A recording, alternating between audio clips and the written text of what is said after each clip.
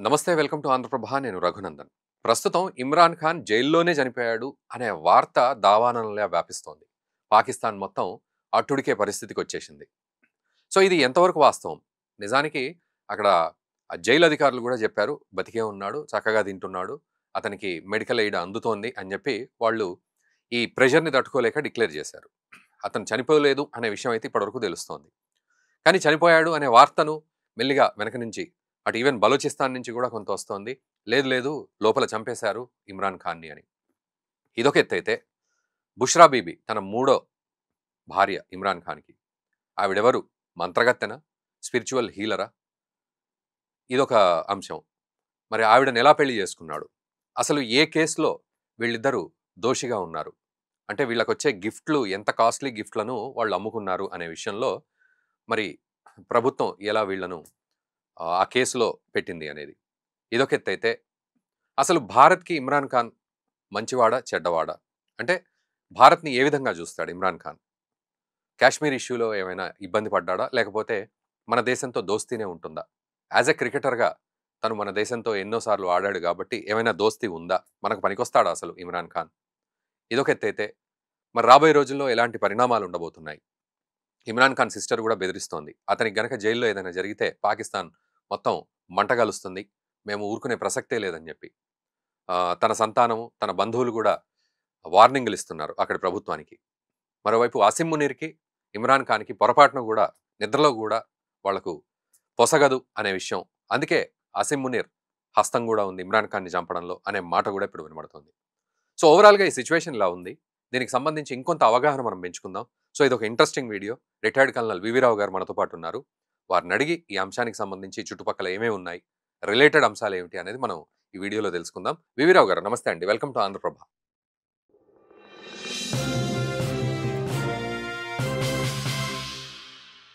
So నిజానికి అంటే వార్తలు చూస్తేనైతే ఇది కేవలం రూమర్ అనేది అర్థమవుతోంది. కాకపోతే అసలు ఒక దావానంలా స్ప్రెడ్ అవ్వడం, అతన్ని ఇబ్బంది పెట్టారని, అతనికి భోజనం పెట్టలేదని, అతని హెల్త్ డెటీరియేట్ అయిందని, తర్వాత ఏదో అత్యాచారం జరిగిందని, చనిపోయాడని ఇవన్నీ వినబడుతున్నాయి. సో ఏమిటి అంటే ఆ పాసిబిలిటీస్ ఎలా ఉన్నాయి వెనక్కి చూస్తే? ఇమ్రాన్ ఖాన్ గారు ఒకప్పుడు పాపులర్ క్రికెట్ ప్లేయర్. పాకిస్తాన్‌కి వరల్డ్ కప్‌ని గెలిచింది ఆయనే. మనకి సచిన్ టెండూల్కర్ ఎలాగో అంతకంటే ఎక్కువ ఆయన. ఆయన ప్లస్ ఒక నియాజీ గ్రూపు, చాలా పవర్‌ఫుల్ గ్రూప్, అరిస్టోక్రాట్ గ్రూప్ అది పాకిస్తాన్‌లో.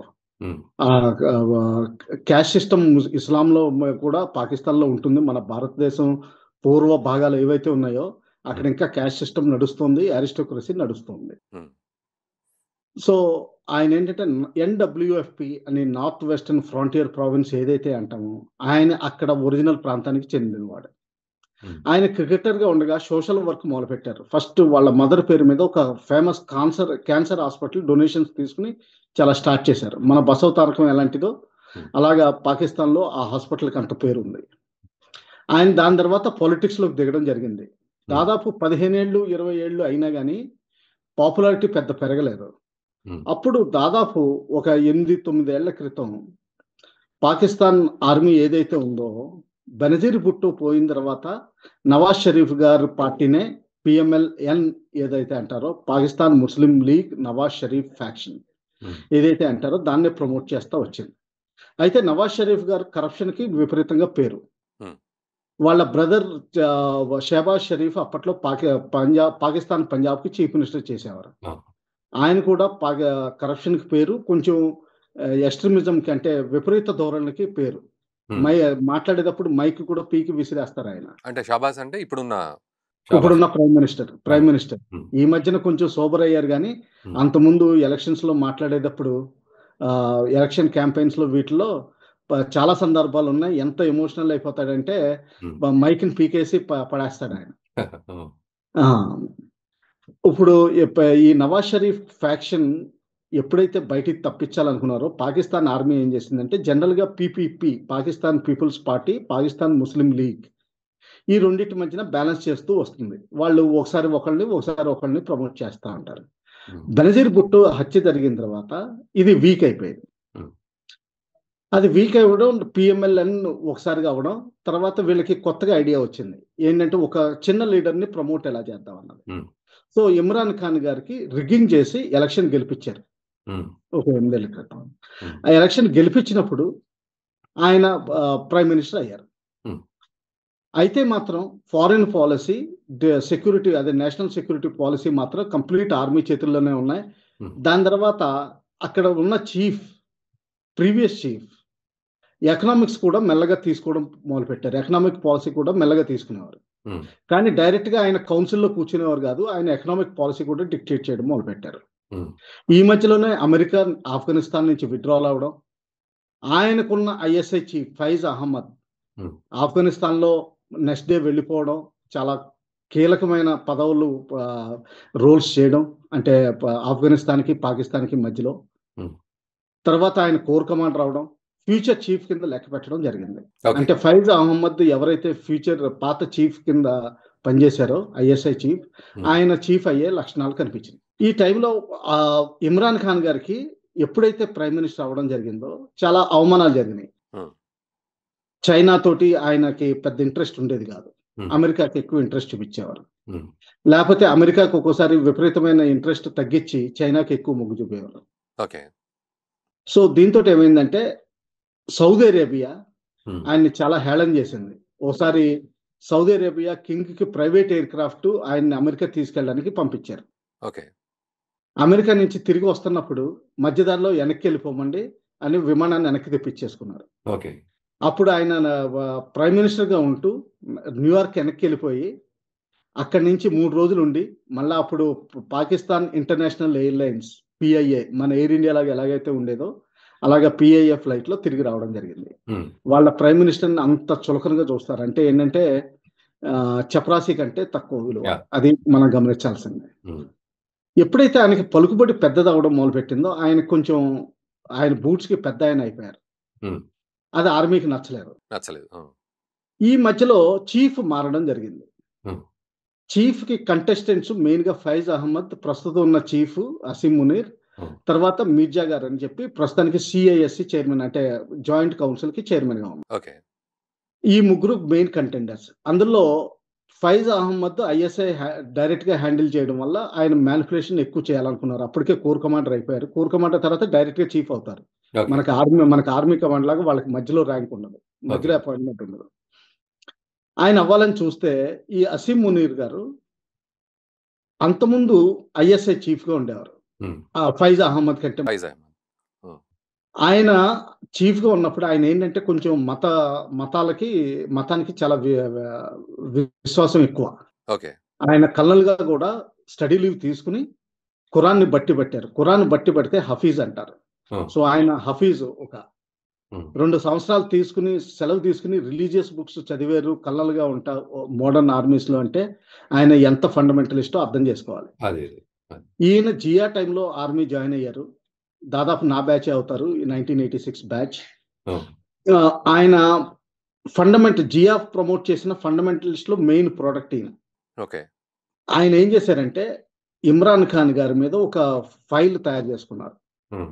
అందులో ఎవరైతే ఫారెన్ విజిట్స్ అవుతాయో మంచి మంచి వాచెస్ అటువంటి గిఫ్ట్ అవుతాయి. ఓకే. అంటే 5,00,00,000, 2,00,00,000 అలాగా స్పెషల్ ఎడిషన్ వాచెస్ లేకపోతే కార్స్ ఇటువంటివి కూడా అవుతాయి డెలివరీ. హ్మ్. అవన్నీ ఇమ్రాన్ ఖాన్ గారు ఏం చేశారంటే ఆయనకొక థర్డ్ వైఫ్ ఉండేది. ఓకే. ఆ థర్డ్ వైఫ్‌ని చేసుకోవాల్సొచ్చింది. ఎందుకంటే అక్కడ అందరూ చెప్పారు.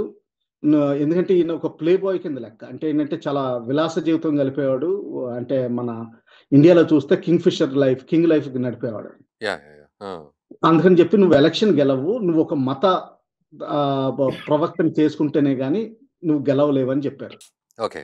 అందుకని చెప్పి జస్ట్ ఎలక్షన్స్‌కి 3 నెలల ముందర ఆయన ఒక లేడీని డైవోర్స్ ఇప్పించి ఆయన పెళ్లి చేసుకున్నారు. ఆవిడేంటంటే మన సైడ్ తాంత్రిక రిచువల్స్ ఎలా చేస్తారో ఆ! ఇస్లాంలో కూడా కొన్ని రిచువల్స్ ఉంటాయి. హ్మ్. జిన్స్ అంటారు. భూతాల్ని, ప్రేతాల్ని పిలుస్తారు. హ్మ్. పిలిచి వాళ్ళకి రోజు 5 కేజీల మాంసం పెడుతుందని రిపోర్ట్ ఇప్పటికి కూడా. ఓకే.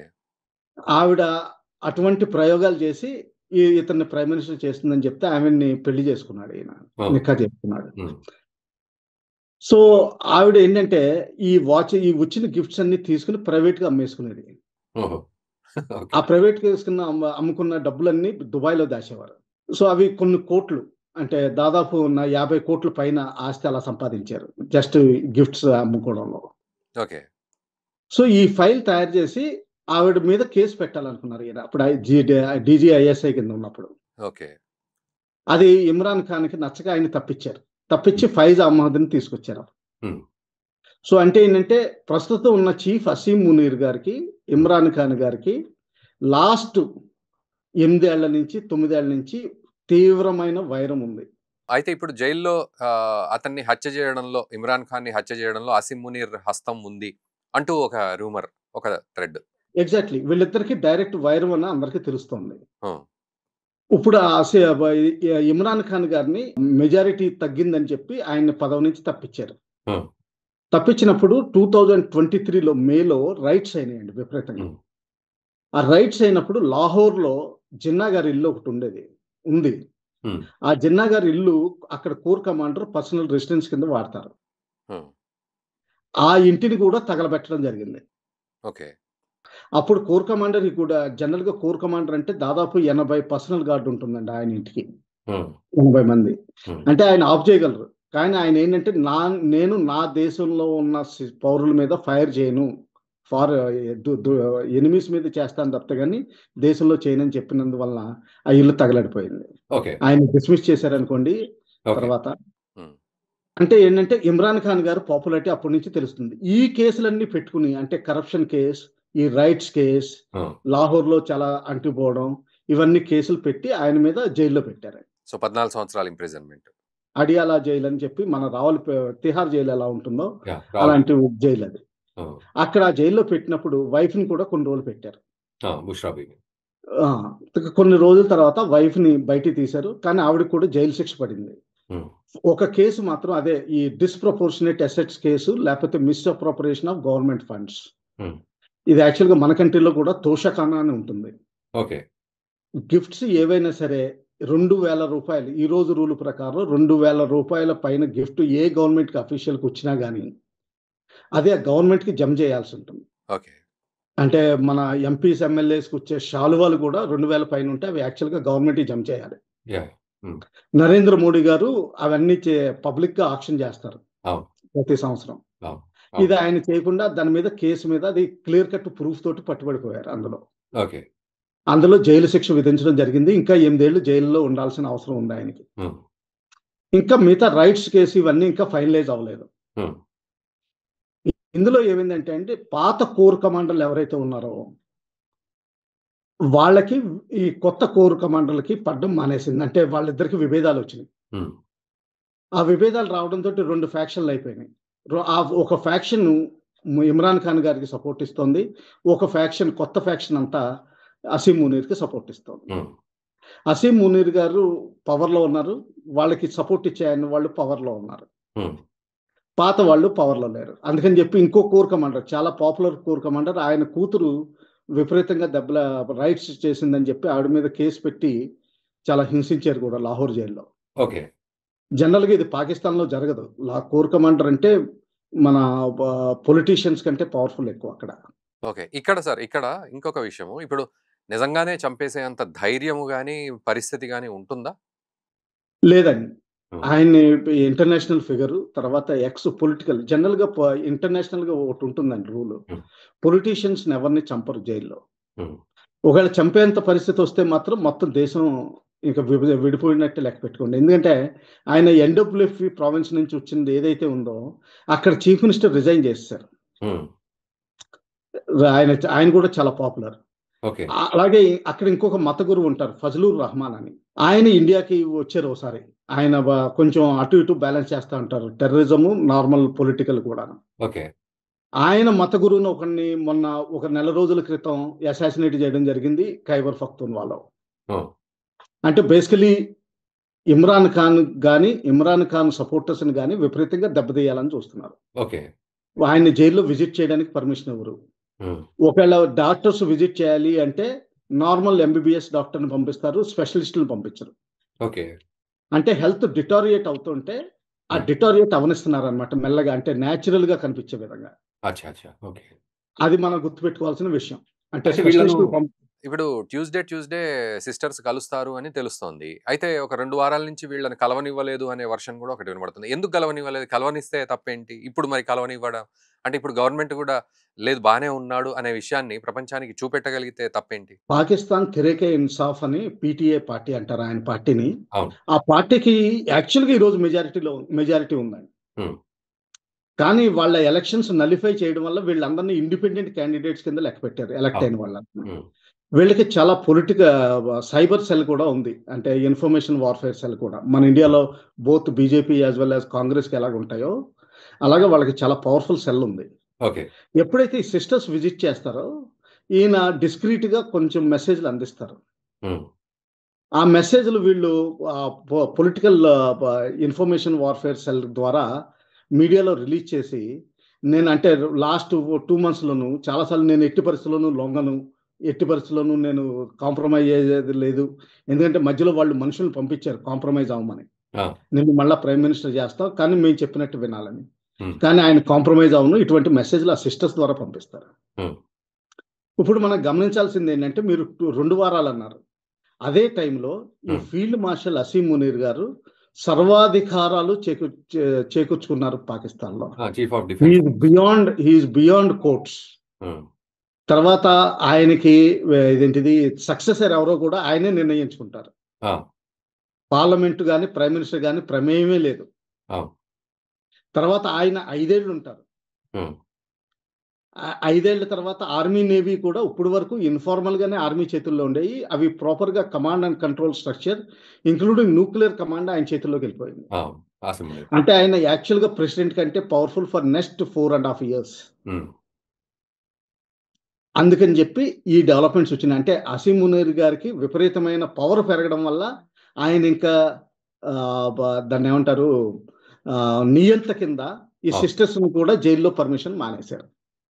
సో, ఇప్పుడు ఇది ఎటు దారి తీస్తుంది సార్? అంటే ఇప్పుడు సరే ఇది ఒక స్పెక్యులేషన్ లాగా భావించినప్పటికీ ఎటు దారి తీసే అవకాశం ఉంది దీని విషయంలో? స్పెక్యులేషన్ కాదండి. నిన్న ప ప యాక్చువల్‌గా నిన్న Pakistan Adiala jail authorities proper statement ఇచ్చారు. Official statement. ఆయన బానే ఉన్నారు. జైల్‌లో బానే ఉన్నారు. హ్మ్. మెడికల్ ట్రీట్మెంట్ అన్నీ నడుస్తున్నాయి. హెల్త్ వైస్ పారామీటర్స్ అంటే వెయిటు, హైటు అటువంటివి ఏమీ తగ్గలేదు. అవును. రాదర్ 2 కేజీస్ పెరిగారని చెప్తున్నారు. హ్మ్. ఈ మధ్యన వేరే రూమర్స్ వస్తున్నాయి. ఆయనకిది శోషణ జరిగింది. అటువంటియన్నీ ఏంటంటే, ఆయన్ని డిఫేమ్ చేయడానికి హ్మ్. ఎయిదర్ గవర్నమెంట్ సోర్సెస్ గాని, లేతే ఆయనకి సింపతి ఎక్కువ పెంచడానికి పీటీఐ గాని చేస్తోందండి ఇది. ఆయన మీద అత్యాచారం జరిగిందనే విషయం గూడా. అదే మీరన్నది. ఇదంతా రూమర్స్‌లెండి. హ్మ్. యాక్చువల్‌గా పొలిటికల్ లెవెల్‌లో ఒకళ్ళనొకళ్ళు బానే చేసుకుంటారు. ఏ దేశమైనా సరే. హ్మ్. అది మనం గమనించాల్సిన విషయం. ఓకే. సో, సో, ఏంటంటే ఈయనకి చాలా పాపులారిటీ ఉంది ఈ రోజుని. ఎస్పెషల్లీ పాకిస్తాన్ పంజాబ్‌లో. హ్మ్. అందుకని చెప్పి అక్కడ చీఫ్ మినిస్టర్‌గా ఉన్న నవాజ్ షరీఫ్ గారి కూతురు చాలా ప్రయత్నిస్తోంది. చీప్ పాపులారిటీ తీసుకోవాలని. హుహు. ఇంక్లూడింగ్ పోలీస్ కానిస్టేబుల్ డ్రెస్ ఏసుకొని ఒకరోజు రోడ్డు మీద నుంచోవడం, చాలా చీప్ పాపులారిటీ ట్రిక్స్ చేయడం, ఓకే. మెట్రో రైల్ తీసుకురావడం, తర్వాత బుల్లెట్ ట్రైన్ గురించి కూడా మాట్లాడడం, హ్మ్. ఇలాంటియన్నీ చేస్తోంది. చాలా పాపులర్ అవ్వాలని చూస్తోంది ఆవిడ మరియం. హ్మ్. అయితే ఏంటంటే పాకిస్తాన్‌లో ఎటువంటి కంట్రీ అంటే ఎవరు ఎన్ని ప్రచారాలు చేసినా గాని ఇంటర్నెట్ క్యాన్సిల్ అయినా గాని ప్రచారాలు చేస్తూనే ఉంటారు. ఎందుకంటే వీపీఎన్ వాడతారు వాళ్ళు. ఆ! లేపోతే వేరే కంట్రీ నుంచి ఈమెయిల్ ద్వారా పంపించి అక్కడి నుంచి మెసేజ్‌లు ఇప్పించుకుంటారు.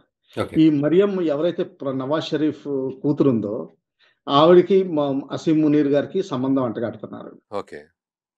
హ్మ్.